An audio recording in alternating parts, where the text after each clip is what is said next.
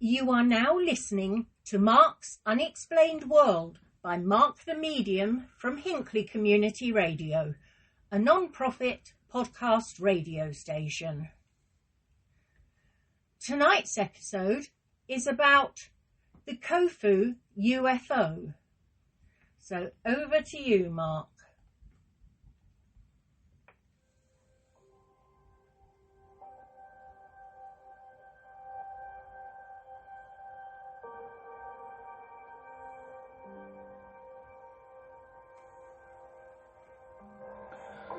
On the 23rd of February 1975, in Kofu City, Japan, two 8-year-old boys named Masato Kono and Katsuhiro Yamahata were playing on roller skates near Hinode Housing Complex. The two boys looked up at the sky and noticed two shining orange objects above Mountain Tatsugawa. The two objects then gently approached the boys and, for a while, hovered above their heads. The frightened boys immediately ran to the nearest building, which was in a nearby cemetery, and they hid behind a few of the tombstones. After a short while, the larger UFO flew northeast, while the smaller one headed off in a different direction. When the boys finally felt it was safe to emerge from their sheltered position, they headed towards Masato Kono's home. To date, the Kofu UFO incident holds the reputation of being Japan's most credible close encounter with extraterrestrial beings, with multiple tangible pieces of evidence, including a UFO landing site combined with the testimonies of numerous adult eyewitnesses. The Kofu UFO incident has more than enough to solidify its authenticity. Greetings, Unexplainers. Thank you yet again for tuning in and listening to another out-of-this-world episode of Mark's Unexplained World. My name is Mark Hughes. I am a psychic medium, a ufologist, and a man who is still waiting to be abducted by aliens. In this episode, I'm going to tell you about the mystery surrounding the Kofu UFO. And this week's necessary disclaimer. Actually, this story is pretty clean and innocent when compared to most of my podcasts, but you still listen at your own discretion. Also, all opinions and comments are strictly my own, but the facts still remain. And yet again, yes, I know, I also apologise if I pronounce anything incorrectly. My English is my first and only language, although I do mispronounce some of the words, especially names and locations from across the globe. I am hoping that if, or when, and please make it soon, I finally get myself abducted by aliens, I can learn a completely new dialect, so then I can probably mispronounce most of that as well. Anyway, let's get back to the story itself.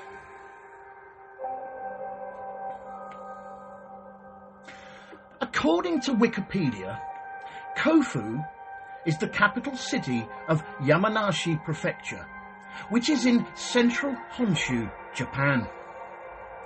As of the 1st of April 2019, the city had an estimated population of 187,985 living in 90,924 households, which meant a population density of 880 persons per square kilometre. The total area of the city is 212.41 square kilometres, or 82.01 square miles. Kofu's name literally means capital of Kai province. And during the Sengoku period, or the period in Japanese history in which civil wars and social upheaval occurred, it was famous as the stronghold of Takedo Shinjin, also known as the Tiger of Kai, who was one of the most powerful leaders of the city from the years of 1521 to 1573, a total of 52 years.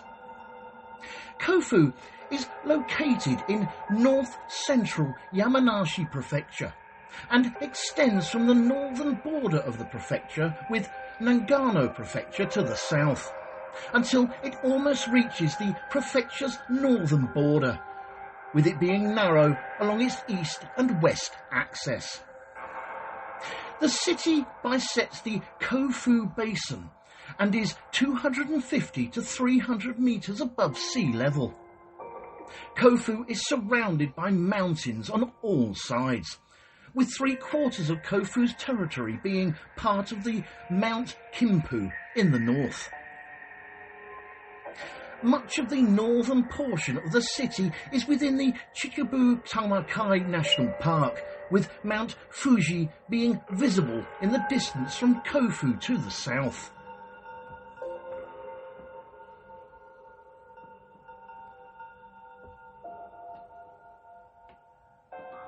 So, the Kofu UFO incident holds the reputation as being Japan's most credible encounter with extraterrestrial beings.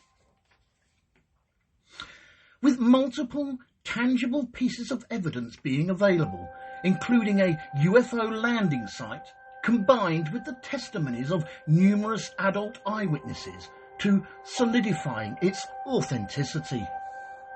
Even now, after nearly 50 years since the incident happened, many ufologists and UFO enthusiasts in Japan and other countries continue to visit and explore the vineyard near Hinode, otherwise known as the Hinode Complex, where the Kofu UFO incident took place. This encounter has become one of the most significant within the realms of Japanese UFO encounters, alongside the Kira incident in 1972. And on an interesting side note, the Kira UFO incident was a strange series of events that began on the 25th of August 1972 in the Kira area of Kofu City. During that afternoon, a 13-year-old student named Michio Seo was on his way home from middle school when he allegedly caught sight of an unbelievable metallic object hovering over a rice field. The awestruck Michio Seo watched the strange object zip back and forth above the waterlogged paddy field. The small UFO was said to resemble a dull silver hat with a flat bottom and narrow lip. The young Michio would later compare the object's movements to that of a bat, making hairpin turns in pursuit of its insect prey. I will be doing a Mark's Unexplained World podcast on the Kira UFO incident later in 2024. Anyway, let's get back to the Kofu UFO incident. It all started on the 23rd of February 1975 in Kofu, Japan, when two 8-year-old boys, Masato Kono and Katsuhiro Yamahata, were playing on their roller skates near the Kamimachi housing complex, when the boys suddenly noticed two shining orange UFOs in the sky above Mount Tatsuzawa. The objects then approached the boys and started to hover just above their heads. The boys described the UFO as circular, with 3 spinning devices beneath it, and the black tubular object extended downwards, emitting a clattering noise. Feeling somewhat terrified, the boys ran to a nearby cemetery and hid behind some of the tombstones. The larger of the two UFOs flew away to the northeast, whilst the smaller one headed in a different direction towards a vineyard. When the two boys, Masato Kono and Katsuhiro Yamahata, finally felt safe, they headed out towards Masato Kono's home.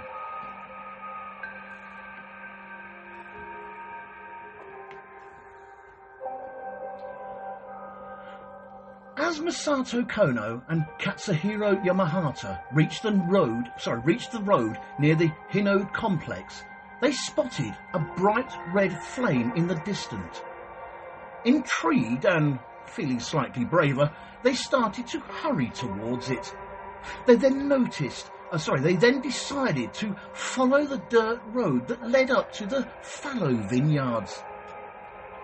In the vineyards, the boys could see a flickering red light, but as they got closer, the red light quickly transformed into a pale white light, revealing a silver UFO that had actually landed. With the boys feeling even braver by now, they decided to approach the UFO, and they later described the UFO as a round dome shape atop an inverted flat plate, with the dome having shiny blue square windows, and the UFO's surface resembling a glowing silver stainless steel. The boys also claimed that the UFO was about the size of a regular car, approximately 2.5 metres in diameter and 1.5 metres in height. The upper dome rotated at first, but eventually slowed down and stopped, while sand flew up in the otherwise quiet stillness of the area.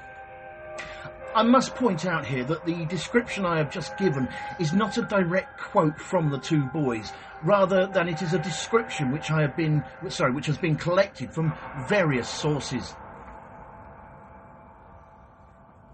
For about 5 minutes, the boys, while staying hidden of course, meticulously observed the UFO, noticing some strange raised characters resembling hieroglyphics on its surface.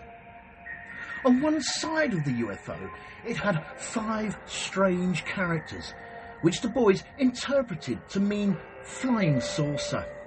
And on the other side of the UFO, it had some similar characters. However, their exact shape remains unknown. Young Masato Kono also discovered 3 semicircular spherical landing gears at the bottom of the UFO.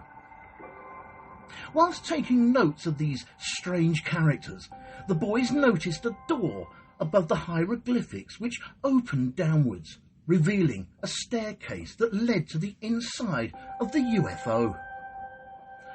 Masato Kono noticed a dimly lit interior, filled with flashing red, blue and green lights.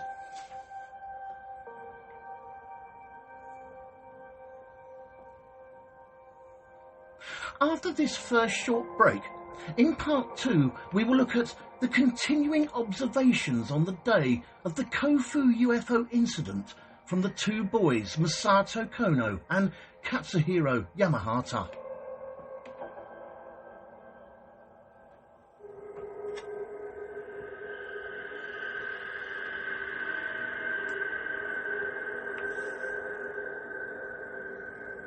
This show is brought to you courtesy of Neil Packer and the Haunted Antiques Paranormal Research Centre.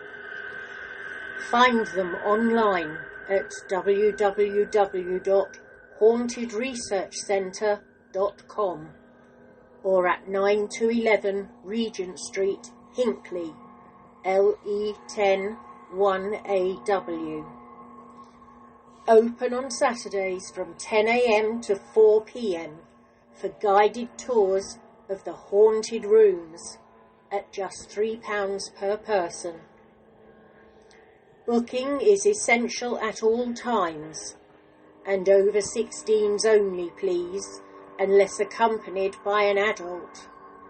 The haunted rooms are extremely haunted, and paranormal activity could, and has, taken place at any time.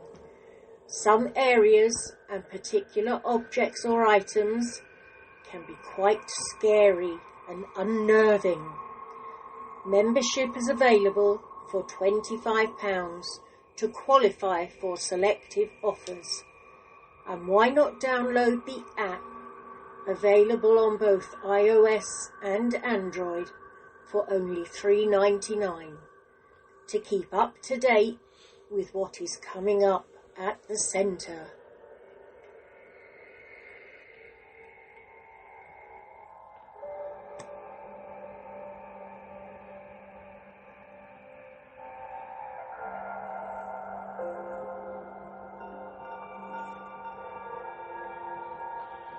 One of the young boys, Masato Kono, peered into the UFO interior and was somewhat surprised, or shocked, to see a small, eerie-faced creature standing inside. The strange creature measured around 4.3 to 4.4 feet tall, with a disproportionately large head and shoulders. Its head was brown, bald, with no eyes or nose, making it look like the strange creature was wearing some sort of mask. The face was also undulated, with deep black wrinkles, and featured 3 silver fang-like teeth where a mouth should be. The strange creature also had 4-fingered hands and wore shoes with 2 divided toes. Masato Kono also claimed that the creature wore a silver suit connected to its mask and carried what he could only describe as a trumpet-like gun over its shoulder.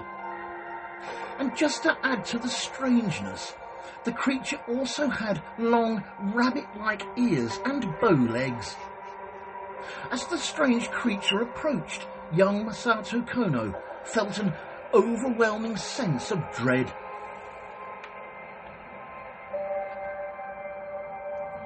Meanwhile, the other young boy, Katsuhiro Yamahata, who was positioned on the other side of the UFO, suddenly heard a clattering sound near his young friend, Masato Kono. So out of pure curiosity, Katsuhiro Yamahata cautiously walked around the UFO towards the clattering sound when suddenly, from out of nowhere, someone tapped him twice on his left shoulder from behind. Expecting it to be his friend Masato Kono, young Katsuhiro Yamahata turned around and came face to face with the same being that Masato had encountered just moments earlier. According to the young boys, the strange creature held what they thought resembled a gun in its right hand. The strange creature then emitted a squeaky voice, which the boys said was reminiscent of a cassette tape playing at high speed. Although the alien being was communicating with the young boys, it was unfortunate that they couldn't understand its language. However, they speculated that at the time the being might have simply been greeting them with a hello. During an interview that was taken much later, Masato Kono revealed that the strange creature they had encountered did not speak Japanese. Well, there you go, you see. Young Katsuhiro Yamahata, at this stage of the encounter, collapsed to the ground mainly due to becoming overwhelmed with fear.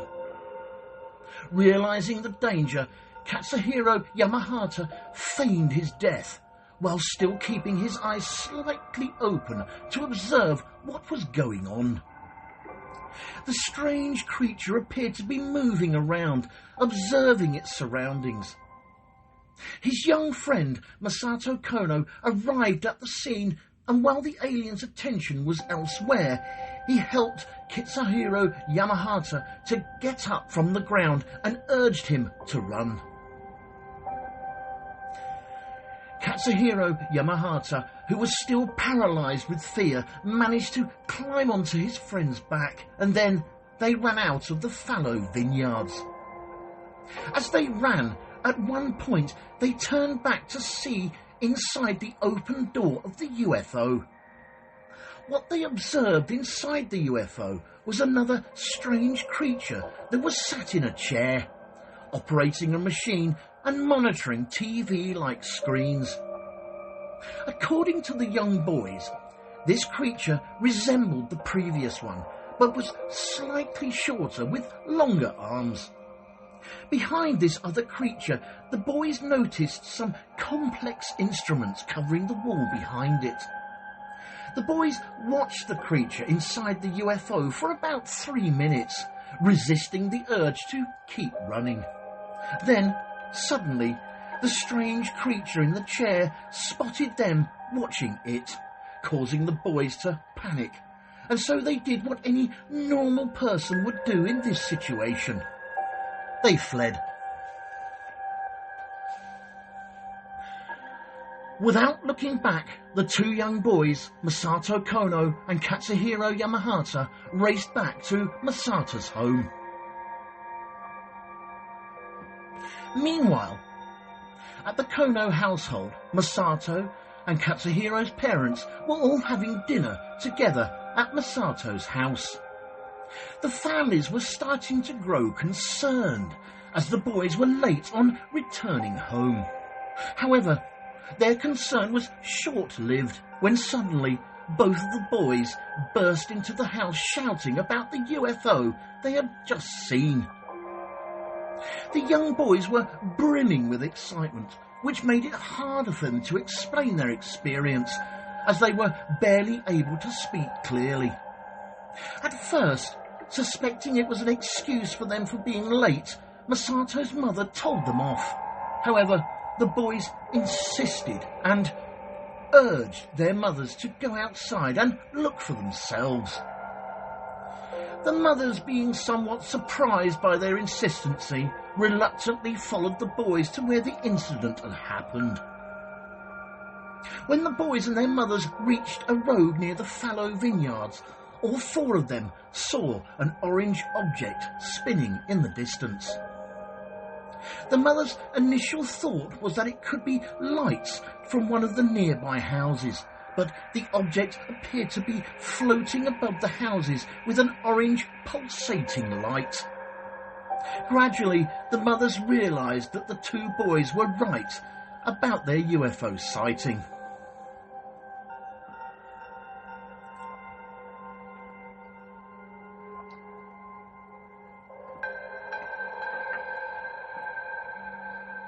Masato's mother, Masako Kono, witnessed the flickering light that appeared above the houses in a 5 to 10 second cycle.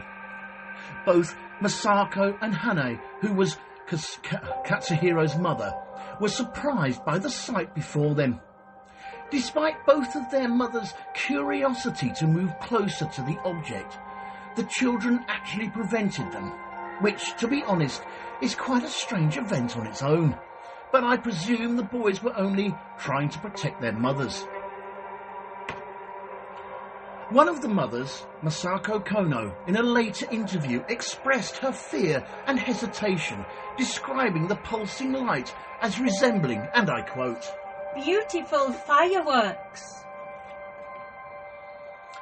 The mysterious object continued hanging there, pulsating for about 5 minutes, and then it gradually faded away until it vanished suddenly in the same position.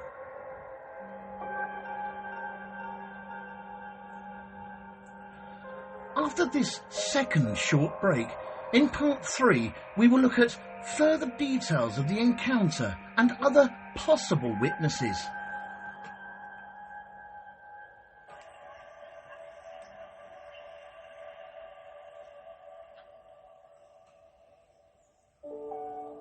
Fright Nights was established in 1999 as the first company in the world to offer overnight ghost hunt experiences to the general public, pioneering paranormal events since the last century.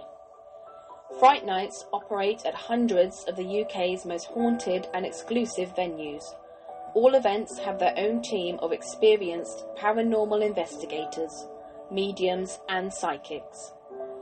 They have a VIP members club for regular returning guests, offering loyalty discounts and exclusive invitation-only events. They can also host private events for your family and friends. You can contact them on 07852 998 628 or email them at office@frightnights.co.uk or take a look at their website at www.frightnights.co.uk, where you can see the many locations they investigate and learn about them and the opportunities they have available. Hundreds of ghost hunters join Fright Nights every month for the most thrilling ghost hunting experiences they'll never forget. If you haven't been on a ghost hunt before, then why not join them to see what it's all about? Why not visit their social media sites for up-to-date information on all the places they visit and to see what's coming up in the future? They look forward to seeing you all soon. Fright Nights Ghost Hunting Events. Remember, only the original will do.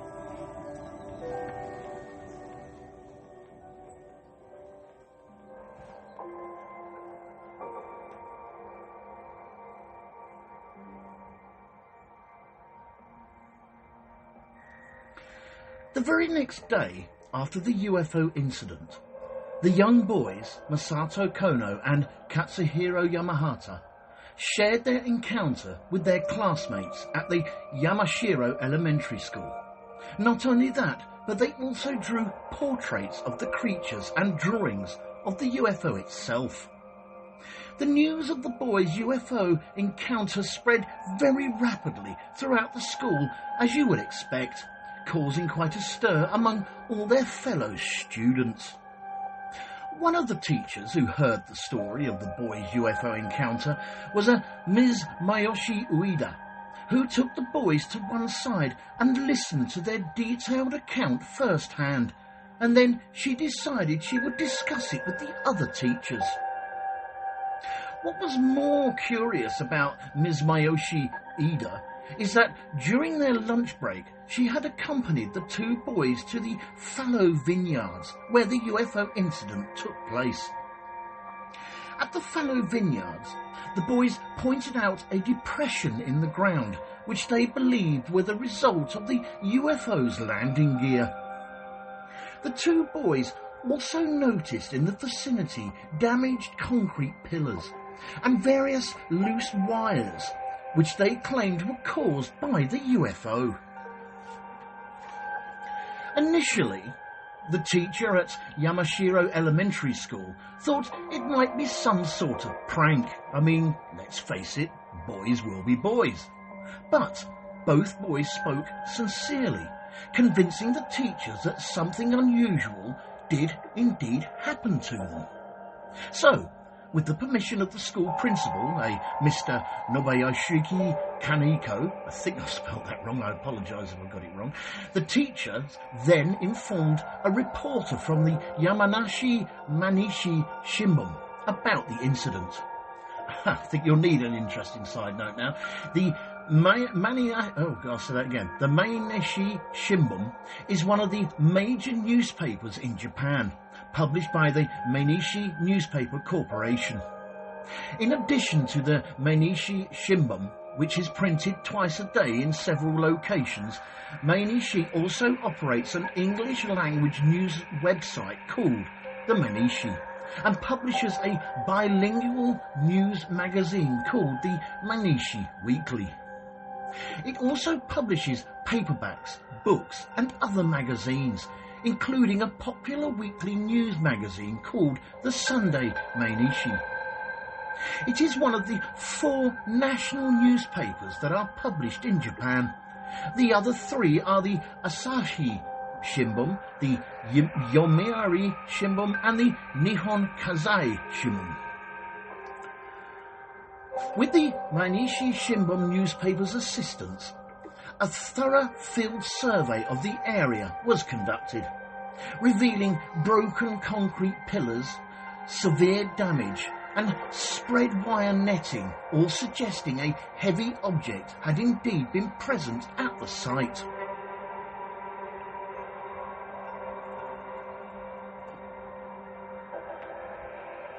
About a month after the Kofu UFO incident, writer and researcher Hiroshi Minamayama, I think I've got that right, joined the two young boys, Masato Kono and Katsuhiro Yamahata, to investigate the fallow vineyards where the UFO was said to have landed.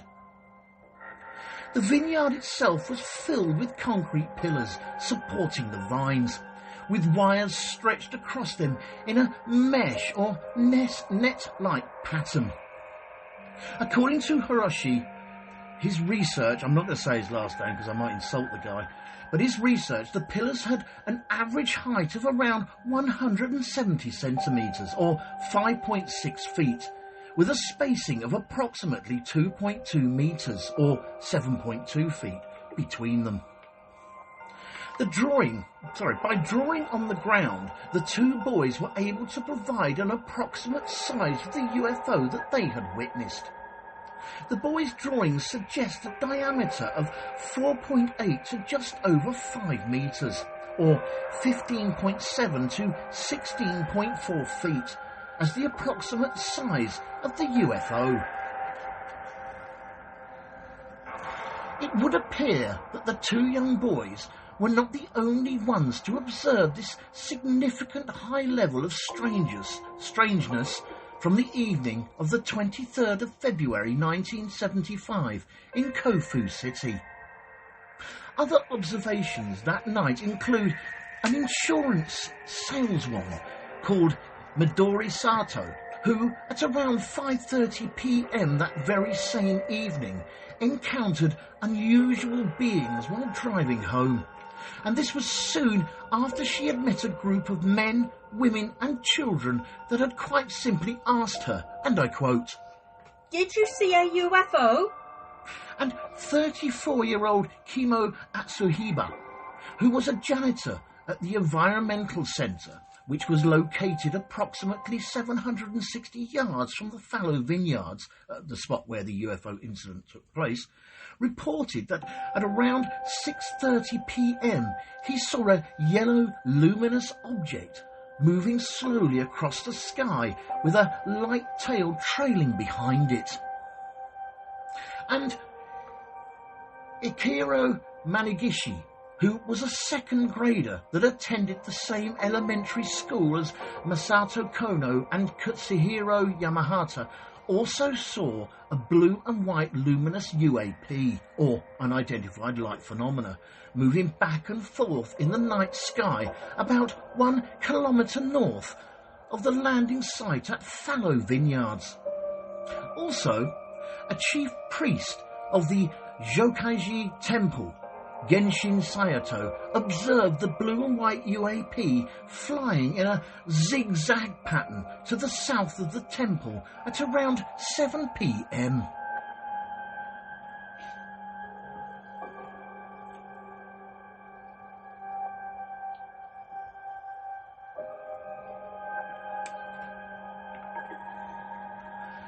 The Japanese Civil Aviation Bureau of Transportation Ministry responded to the rumours of aliens and made a public statement where they claimed that what the two boys actually saw was not a UFO.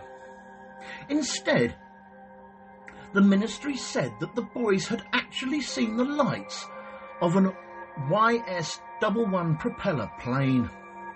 The ministry continued their statement by claiming that sometimes the aircraft would fly at altitudes as low as 3,000 feet or 1,000 metres, which would make the lights and the body visible to the naked eye. So, not a weather balloon then? No? Okay. However, the military has said nothing about the fanged humanoids, and no explanation has ever been given as to what the strange creatures might have been.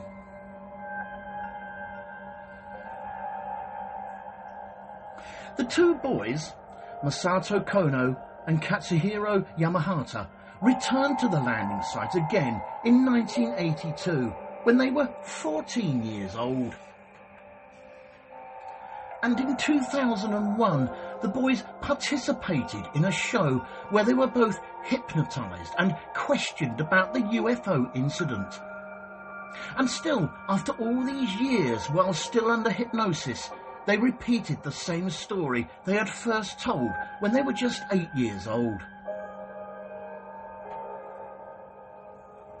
Even after nearly 50 years since its occurrence, many UFO researchers and enthusiasts in Japan continue to visit and explore the fallow vineyards near where the Kofu incident took place. The Kofu UFO incident has become both renowned and significant within the Japanese UFO community. However, beyond Japan, while there is awareness of the general outline of the Kofu UFO incident, the details still remain relatively patchy, with nobody really being able to adequately explain what the boys saw that night on the 23rd of February 1975 in Kofu City.